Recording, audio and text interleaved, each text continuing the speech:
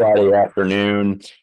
So for those of you here that are in the QSA domain, I think you got your work cut out for you. There's a lot of questions out there from the merchant community.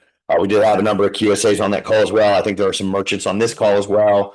I'm going to speak primarily more towards the QSA audience, but I'll make sure, since I know there are some merchants in here, that it's not solely directed in that sort of domain. We're here to talk about some dust that got kicked up way into the atmosphere, about this time 24 hours ago, by the PCI Security Standards Council. A last minute change to SAQ-A eligibility. I'm trying to talk a little bit about what it means today, what it doesn't mean today, and give you at least our interpretation of things, and I'll explain why we think we got a fairly decent perch on the subject here in a second. But I definitely think there's going to be a lot of dialogue that needs to come with this, both for today's session and then in the future. So I want to make sure that throw things in the chat and let's talk about it, and let's get thoughts and questions answered the best we can for today. And then moving forward, let's make sure we stay in contact with one another about how this all shakes out. Most of you probably know who we are. For those that don't know, Source Defense, just a real quick primer. We're basically the pioneer in this category of e-skimming security or client-side security. We created this technology and this focus some time back. We really are about protecting data at the point of capture. So we're solely focused on the e-skimming issue. We have been for a lot of years, and we've got 1,000 of the world's brands relying on us. We are focused on data security, data privacy, and the compliance wrinkles. And we have been a PCI PPO, principal participating organization, for a couple of years now. Where we're APO, or an associate participating organization, for a couple of years before that.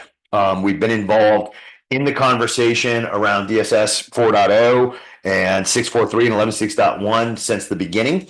And we've been involved in it, pretty heavily in the course of the last couple of weeks and months and days. We are a PCI certified TPSP, and we have been on the small merchant task force, as well as the impaneled EGTF, the e-commerce guidance task force, which was put together back in October by the council to develop a guidance document around 643 and 11.6.1, meant to help pull any ambiguity out of those requirements for merchants and QSAs and TPS and PSPs and TPSPs and acquirers, et cetera.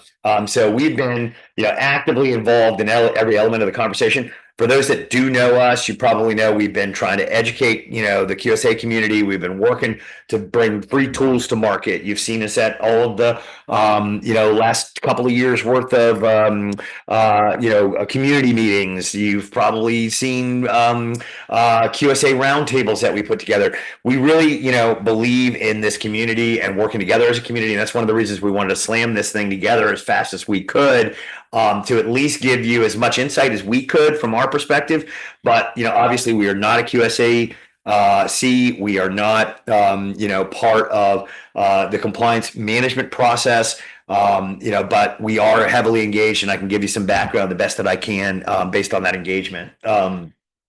It was announced yesterday, kicked a lot of dust in the air, that effective April 1st of this year, so just 60 days from now, there are new SAQ-A eligibility requirements. The SAQ-A has basically been changed to change the scope around DSS 4.0, but is the only change, we are told, that is coming from the council themselves. It was announced to this EGTF, to this task force, but it was not a product of that effort. And what I mean by that is to say that when they impaneled the EGTF, it was very clear, and we've talked about this every time we've met, and some of you, on this call may even be participants in that task force. The charter was not, has not been, and will never be to modify the standard, nor was it ever to discuss any changes to any of the eligibility criteria. And so what the entire product of that effort has been designed to be is producing a guidance document to help sort of give insights on best ways, to go about meeting those controls. And so I know that you've probably heard it from clients if you're a QSA on this call. I know I've heard it directly from merchants.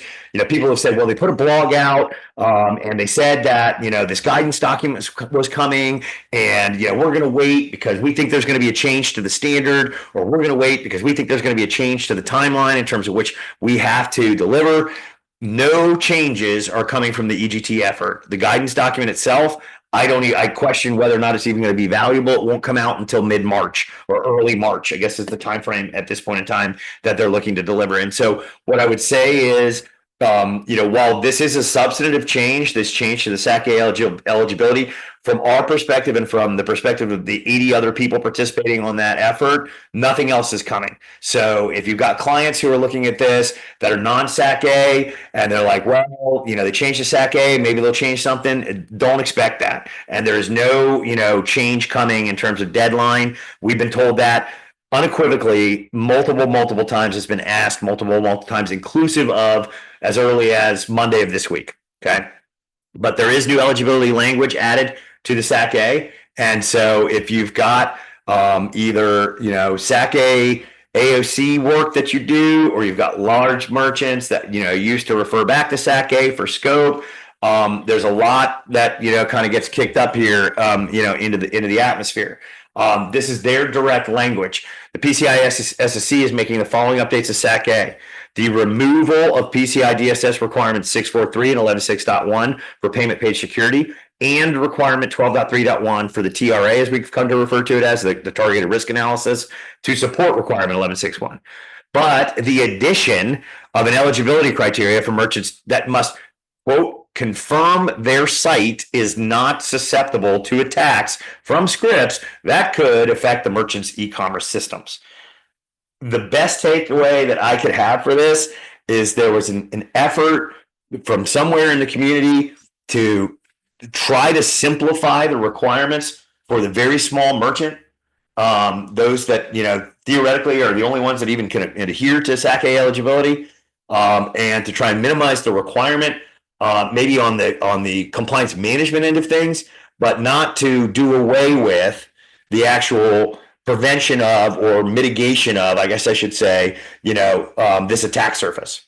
So 643, 11.6.1, 12.3.1 gone for SAQ-A eligible merchants. 643, 11.6.1, 12.3.1 remain a requirement for all other merchants. The deadline does not change.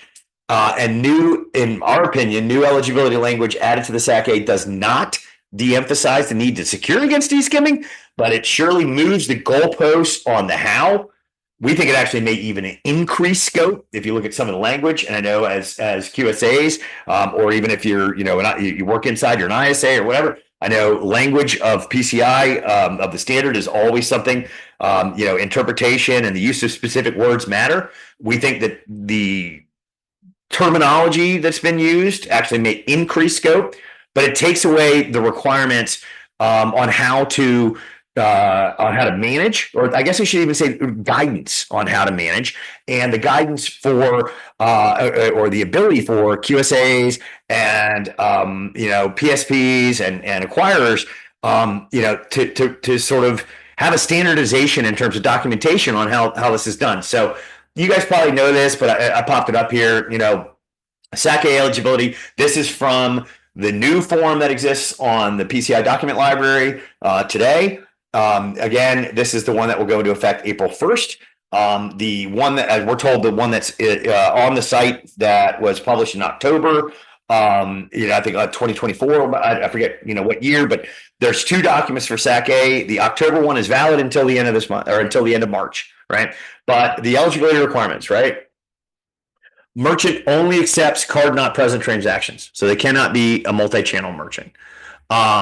All processing of account data is entirely outsourced to a compliant third party, TPSP, or payment processor. The merchant cannot electronically store, process, or transmit any account data. Rely entirely on the PSP. Any account data retained is only on paper, and all elements of the payment page / forms delivered to the customer's browser originate only and directly from PCI DSS compliant TPSPs or PSPs. But the new edition says the merchant has confirmed that their site is not susceptible to attacks from scripts that could affect the merchant's e-commerce systems. Okay, well, first of all, the language in the DSS had previously focused on payment pages. In this case, the word is site. So that could be, a scope increase for SAQ-A merchants to make sure that controls aren't just dealing with what's going on payment pages, but are now site-wide. Depends on how you want to interpret that. I think there'll be a lot left for interpretation and a lot left for dialogue. Again, we'll have some here in a minute. But interestingly, we think this has moved the goalpost, and we think it's made it incredibly difficult for merchants to now claim SAQ-A eligibility. It actually increases the rigor, in our opinion, on how to be a SAQ-A. The quick take from our end, SAQ-A doesn't make e-skimming focus go away. It just takes away the requirement for producing an inventory of all scripts, for justifying those scripts, and for conducting weekly HTTP header scans, and for conducting the TRA. That's all gone. But their payment pages just turned into their site. Is this an increase in scope? To be determined. Again, part for the dialogue. And qualifying just became more difficult. It should be noted that if your client, or if you as the entity or the merchant, can't meet SAQ-A eligibility, then you can defer to other forms of SAQ that exist out there, and all of which require 643, 1161, and 1231 and 12.31. So there's no movement away from the focus on these controls, in a non-SAQ-A environment. But then the question is, if you're in a SAQ-A environment, how do you meet these requirements and be able to attest that the site, not the payment page, right, is not susceptible to e-skimming attacks? The only thing I can conclude is there was a pretty good blueprint for it in 643 and 1161. So maybe operate accordingly, or find some other form of compensating control. But there's going to have to be some form of documentation provided in a QSA supported AOC to basically prove non-susceptibility. And when we talk about sort of the definition of words under the standard and the reliance on NIST CSF, susceptibility means the inability to avoid adversity according to the NIST CSF glossary. So basically, non-susceptible, you have to prove the ability to avoid adversity related to these scripts for these forms of attacks. So I don't know how you do that without, some form of control. Yes, there's isolation. There may be things that, the PSP or TPSP wants to take on their shoulders to get things done. But, for this community that we're talking to today, QSA supporting a SAQ-A AOC, you're going to have to ask for some form of proof. And what we would say is, rely on what's in the rest of the standard. I mean, maybe do away with some of the more onerous requirements for the inventory and the justification and all of that. It's no longer, a requirement, but I don't think you can escape the need to have a control in place of some form, in order to check that box for SAQ-A eligibility. There seems to be, not that this is, I guess, different per se than what's traditional, but this was called out specifically, and I think it creates an opportunity here, for the TPSP PSP community to do something about it. A very deliberate statement was made in the blog, that compliance validation requirements are set by the brands, the acquirers, the payment facilitators. They're often referred to as we call them, compliance enforcing entities. Organizations got to consult with the compliance enforcing entity if they have questions regarding the compliance validation requirements, or if the applicable validation tools that may be eligible to use. And so, many of you probably have, dual customers. You deal with merchants, you deal with PSPs, whatever. I think the buck has been kicked over the wall. A lot of the, reliance has dissipated for you as QSAs, but you still need some form of documentation. And I think it's going to be beholden on acquirers to step up and say, okay, well, here's what you need to do then in order to stay on this, like what I always refer to as a SAQ-A, is like sort of the 1040 easy tax filing document.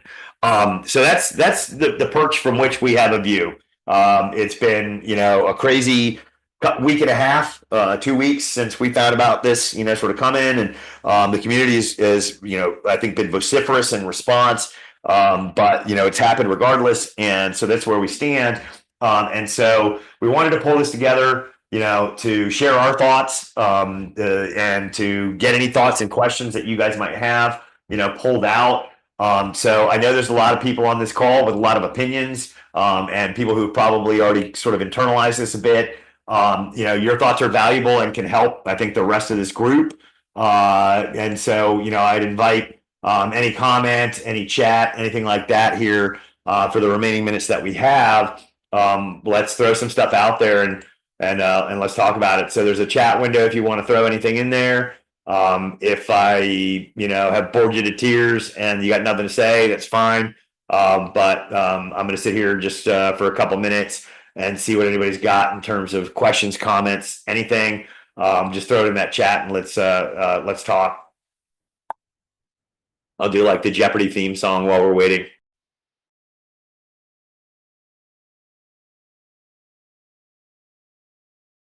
Okay, here we go. Let's go. Q&A. Chat's disabled. Okay. Scott, either enable chat. I don't know if you can do that on the fly, or we can do it through the QA window, guys. So sorry about that, Jason. Drop stuff in the QA window, because it looks like we had the chat off. So definitely didn't mean to have that happen. And let me find the QA window now. Where the hell did that go? I know there's got to be people thinking things that they want to say, because this is a bunch of QSAs and you guys don't, what should I say? You aren't shy about your opinions, which is good. So anyone, Bueller, Q&A.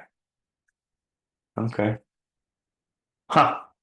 All right. Well, look, it is Friday afternoon, and the universe has kind of exploded on us here. So I guess we don't need it. From a site perspective, is WAF going to meet this requirement? No.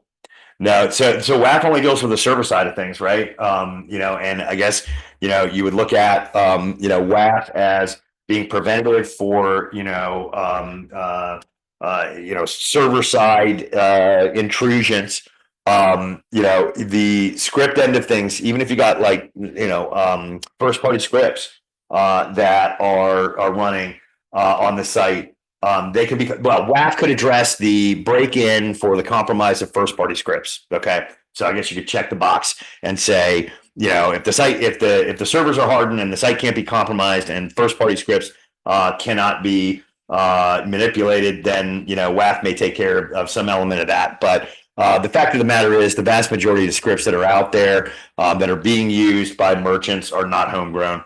The research that we did under the Verizon PSR, the payment security report that we presented at PCI North America, found that like 82% of the scripts running, not just on the site, 40 or 50% of the scripts that we saw were on the payment pages, but like 82% of the scripts are coming from third parties. So WAF's not going to take care of that. Okay. Thank you, Jason. I appreciate that. Any more? Heard some chat. Okay. Please use, that's Scott. Let's see if there's anything else going on in here. Page integrity product. So I have to talk direct. I don't know exactly what you're speaking to, Jason. So we'll have to talk about that. We're going to share the recording. Yes, we will. With merchants on our website. Yes, we will. We'll put it on the website and we'll put it on, we'll send it out to everybody that registered as well. Jason, I may not know exactly, the specifics around what you're talking about. They roll me out here when the more important people are doing things. So on the technical end, I'm not, completely all about it. But we talk to, folks in the QSA community all the time. Let's have a dialogue. Drop me a note, steve@sourcedefense.com, and we can expand on that. Okay. All right. Okay. Well, look, I anticipated more. There were about 19 or 20 questions and comments on the last call. But maybe, you guys are just a quieter crowd. We'll get out of here. We'll leave you alone for the rest of your Friday. because I do realize it's getting late in some circles and it is Friday afternoon. But this is important. It's definitely a last minute change. There's 60 days before, what the supposed, deadline should be kicking into place. And I say supposed because I know that there are many merchants who are going to miss the deadline. But if you have any more questions on it, or if you want to continue dialogue on it, we do want to be a member of this community in every sense of the word. And so, I'm investing time, and others in my organization are investing time to think things through, and even to take feedback back to the council, to give insights as to what the community is thinking. So Steve at sourcedefense.com, you can drop me a line anytime you want, and we'll get a conversation going. But thank you guys very much, and keep fighting the good fight, and ever forward into the confusing night and day that we have in this wonderful world that is PCI compliance. Thanks, guys.